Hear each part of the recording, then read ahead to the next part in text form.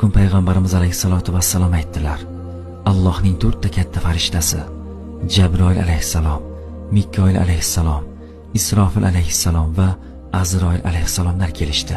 Jabroil alayhissalom menga aytdiki: "Ya Rasululloh, ummatingizdan kim sizga kunda 10 marta salovat aytsa, erta qiyomat kunida uni qo'lidan tutib, Sirot ko'prigidan qushlar kabi uchirib o'tkazaman" dedi. Mikoil alayhissalom aytdiki: "Ey Nabiyulloh, men unga Kavsar hovuzidan chanqog'i qolgunicha ichiraman." Isrofil alayhissalom aytdiki: "Ey Nabiyulloh, u qulning kechirilishi uchun boshimni sajdaga qo'yaman. Alloh taoloni kechirmaguncha boshimni sajdadan ko'tarmayman" dedi.